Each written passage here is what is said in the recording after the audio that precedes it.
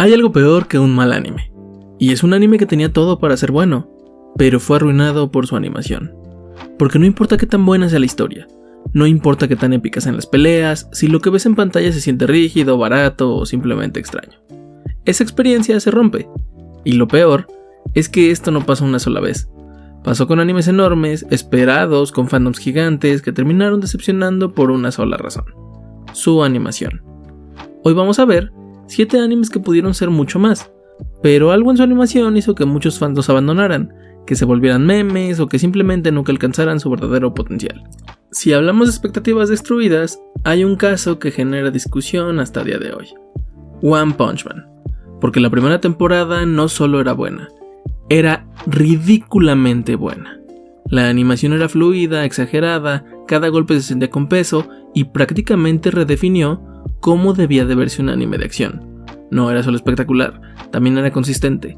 Podías confiar en que cada pelea iba a ser un evento y eso hizo que la vara quedara altísima. Pero desde que Madhouse lo dejó de lado, llegó la segunda temporada y algo cambió. No fue un desastre total, al menos al principio, pero el impacto visual ya no era el mismo. Después, con la tercera temporada, se hizo mucho peor. Los movimientos se sentían rígidos, la dirección de peleas perdió intensidad y muchas escenas que antes podrían haber sido memorables, aquí simplemente pasaban sin dejar huella. E incluso el uso del sonido intentaba darle fuerza a golpes que visualmente ya no transmitían lo mismo. Y lo más importante es que la historia seguía funcionando. Los personajes seguían siendo interesantes, no era un problema de contenido, era un problema de ejecución. Y cuando eso pasa se nota muchísimo más, porque sabes que estás viendo algo que pudo haber sido bueno pero se quedó corto. Otro caso reciente es Blue Lock. Y aquí la situación es interesante, porque no es que la animación sea mala todo el tiempo, sino que se siente inconsistente. Hay momentos donde todo se ve dinámico, intenso y con esa energía que el concepto necesita. Y de repente pasas escenas donde los jugadores apenas se mueven, donde las jugadas se resuelven con paneos, efectos o imágenes casi estáticas. Y eso pesa mucho más cuando hablamos de un anime de deporte, porque ahí el movimiento lo es todo. La velocidad, los cambios de dirección, la sensación de competencia constante. Cuando eso se reemplaza por recursos más limitados, la tensión baja automáticamente, incluso si la idea detrás de la escena es buena. No se siente como si tuviéramos enfrentamientos decisivos, sino como que algo pasa demasiado rápido o sin el peso que debería de tener. Y ahí es donde entra la frustración, porque no es que no tenga potencial, al contrario, se nota que podría verse muchísimo mejor. Y justamente por eso, cada vez que la animación baja se siente más como una oportunidad desperdiciada que como una limitación. Otro ejemplo muy claro es Record of Ragnarok, Shumatsu no Valkyrie. Y aquí el problema dolió específicamente porque estamos hablando de peleas entre dioses y figuras históricas, un concepto que prácticamente te exige animación espectacular.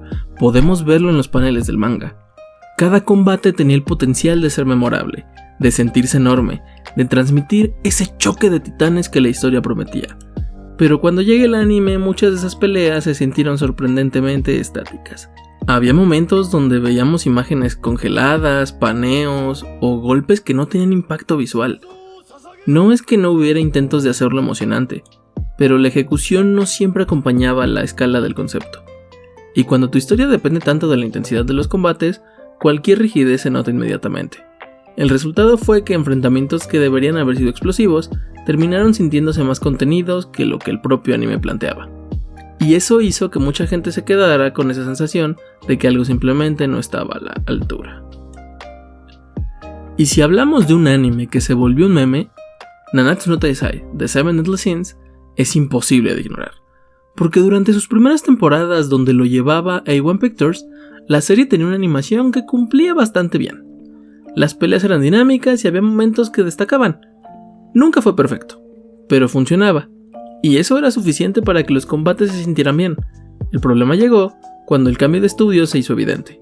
De repente, escenas que debían ser impactantes empezaron a verse extrañas, con movimientos limitados, trazos inconsistentes y momentos que rápidamente se volvieron virales por lo mal que se veían. Incluso, la pelea más importante, que narrativamente era crucial, perdió peso, y eso afectó a la percepción de toda la temporada. De por sí, Nanatsu no Taizai fue un anime que fue muy criticado y con razón, pero después de esto se volvió la burla. Un caso bastante extraño es Kingdom. Aquí el problema fue evidente desde el inicio, porque la primera temporada apostó fuertemente por el CGI, pero uno especialmente malo. Muchos personajes se veían rígidos, movimientos resultaban poco naturales y batallas que debían de sentirse masivas perdían impacto visual. Esto afectaba muchísimo porque Kingdom depende en gran parte de la escala de sus guerras, da la sensación de caos y estrategia en el campo de batalla. Cuando esa escala no se transmite correctamente, la intensidad baja automáticamente. Lo curioso es que la historia es lo suficientemente fuerte como para enganchar a quienes lograban pasar de esa barrera inicial, pero para muchos espectadores, incluyéndome, la animación fue justamente el punto de quiebre. Incluso hoy, es común escuchar que recomiendan el manga o que advierten sobre esa primera impresión, lo que demuestra cuánto puede influir la animación en si alguien decide continuar o no una serie. Pero aquí sí hay un final feliz. A medida que pasan las temporadas, la animación va mejorando. Y ahora los problemas de animación no son tan evidentes como lo eran en el principio. Estamos a punto de descubrir a los últimos 2 animes del video, pero antes de eso te invito a que te suscribas para que esta comunidad siga creciendo. No te olvides de dar like y compartir con tus amigos. Tenemos a Ex-Arm, que directamente se convirtió en un ejemplo extremo de cómo hacer las cosas mal. Porque aquí no solo hablamos de una caída de calidad, sino de una animación que desde el inicio llamó la atención por lo extraño que se veía. El uso de CGI era muy rígido, los personajes parecían desconectados del entorno y muchos movimientos se sentían antinaturales. Incluso en escenas simples, la falta de fluidez hacía que todo resultara difícil de tomar en serio. Y eso es especialmente problemático. Cuando una serie intenta construir tensión en momentos dramáticos porque la animación termina rompiendo completamente la inmersión, mucha gente ni siquiera llegó a avanzar varios episodios, y el anime rápidamente se volvió más famoso por cómo se veía que por su propia historia. Al final, Ex-Arm terminó siendo uno de los casos donde la animación no solo afectó la experiencia, sino que prácticamente definió toda la conversación alrededor de la serie. Y finalmente, está Tsukihime, un caso que se volvió casi legendario entre los fans porque la obra original tiene una base muy fuerte, personajes interesantes y un tono que podía haber funcionado muy bien en formato de anime. Pero cuando llegó la adaptación, la animación y la producción en general se sintieron limitadas. Muchas escenas carecían de dinamismo, los movimientos eran bastante rígidos y la dirección visual no lograba transmitir la atmósfera que la historia necesitaba. Además, el estilo de dibujo y el diseño de personajes no correspondía a lo visto en las novelas de Type Moon.